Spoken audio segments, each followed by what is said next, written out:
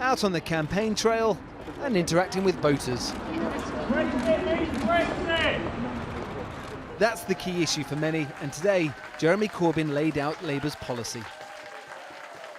A Labour government will get Brexit sorted within 6 months by giving you, the British people, the final say.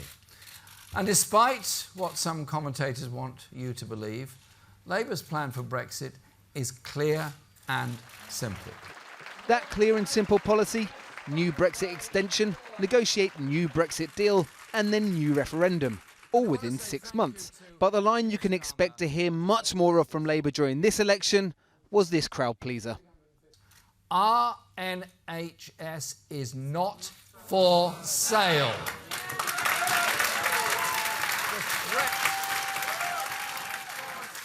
I hear you. I hear you. I hear you. The message the Conservatives want to push, though, is Brexit and then being the party to push it through quickly. A point Boris Johnson used his final cabinet meeting to tell the nation. We have it ready to go, oven ready, and the choice before the country is really very clear. Do you want to go forward with our agenda, which is to get Brexit done, and then get on with delivering all the wonderful things we want to do for this country in 2020?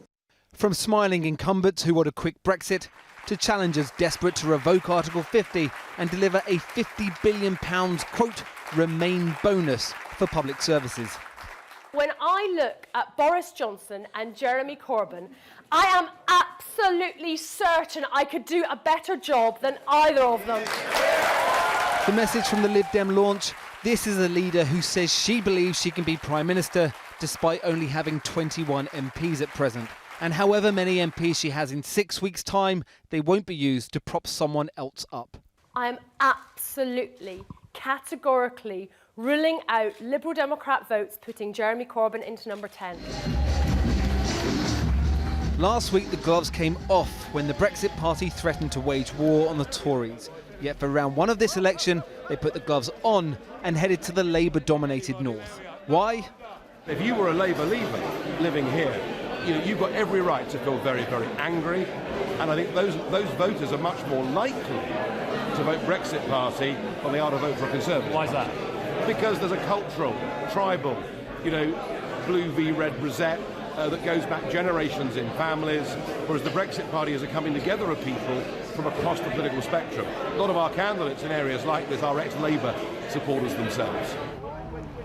As of tonight, there are no MPs. The gates locked, Parliament dissolved.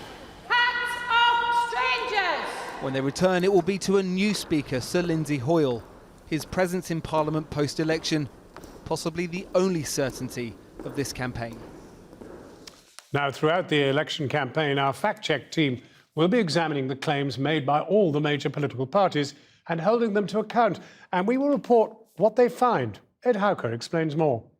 Today, the fact-check team has been looking into a claim made by Michael Gove that the Brexit transition period cannot be extended.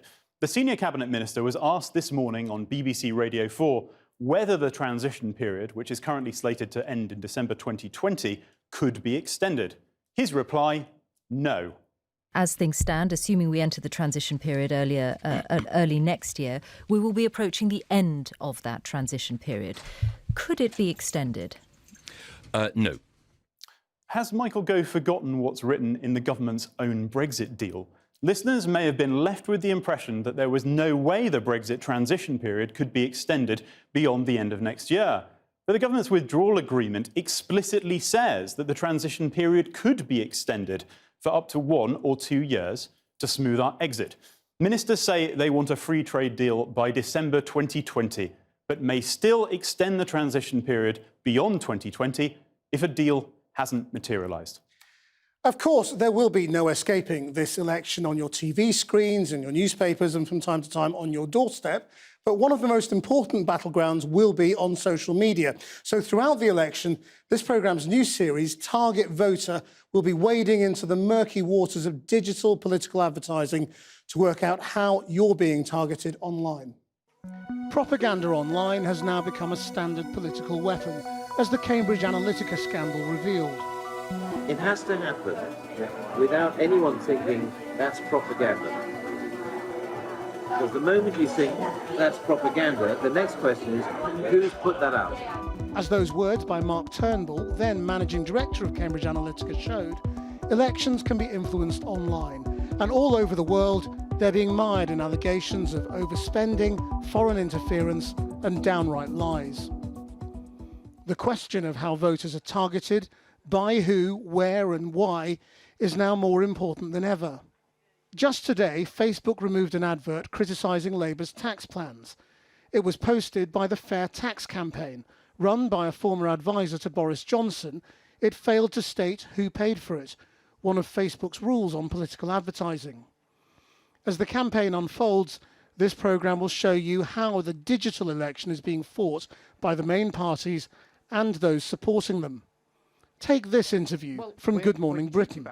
Labour's shadow Brexit secretary was asked about his party's position on Brexit. He answered it. Why would the EU give you a good deal if they know that you're going to actively campaign against it? Which is clearly what most of you are going to be doing. Well, Piers, I have been talking to the EU, to political leaders across the EU 27 countries for 3 years. Re-edited by the Conservatives for social media, the same question appears to now leave Keir Starmer stumped. Why would the EU give you a good deal if they know that you're going to actively campaign against it?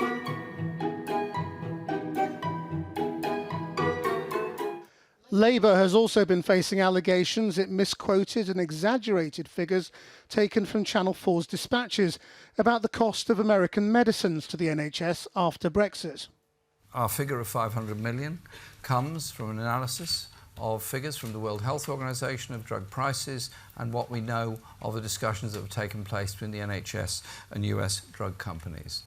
Target Voter will uncover what's really happening in the not always transparent world of online political advertising. And we need your help. If you see a political ad online you'd like us to investigate, email it to us at targetvoter@itn.co.uk. Now, the government has once again refused to release a report on alleged Russian interference in UK elections until after voters go to the polls in December. MPs from all parties, including the former Attorney General Dominic Grieve, called for the Intelligence and Security Committee report to be published, including evidence from MI5 over Russian attempts to influence the outcome of the 2016 Brexit referendum and the last general election. Number 10 insists they are just following normal procedures. Well, Dominic Grieve joins us now from Westminster. Can you just explain why they are not following normal procedures?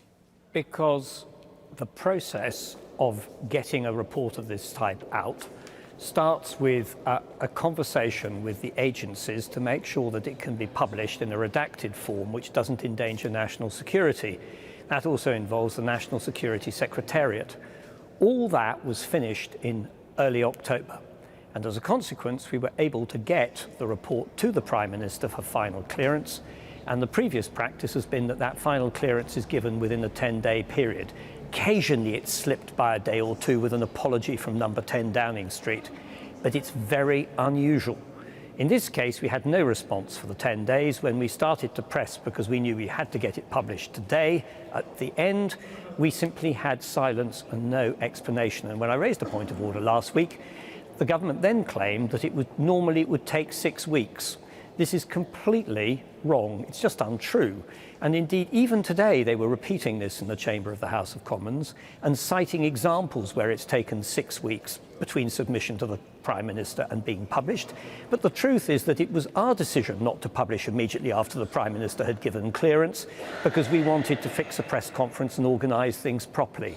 So I'm afraid all these explanations are just completely lacking in any credibility.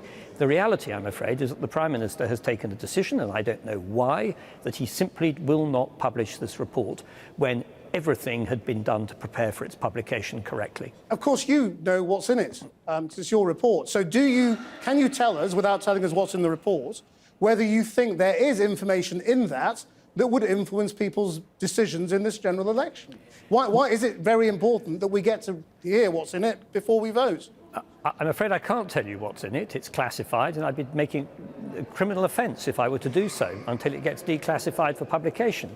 What I can say is that it includes, it's not just about interference in elections, it covers the whole breadth of Russian activities, from cyber criminal activities and cyber attacks, espionage and subversion. It does include a section on interference in democratic processes, and therefore I think it would be particularly useful and informative for people to have access to that at a time when we're about to have a democratic event, namely a general election. Dominic Grieve, thank you very much.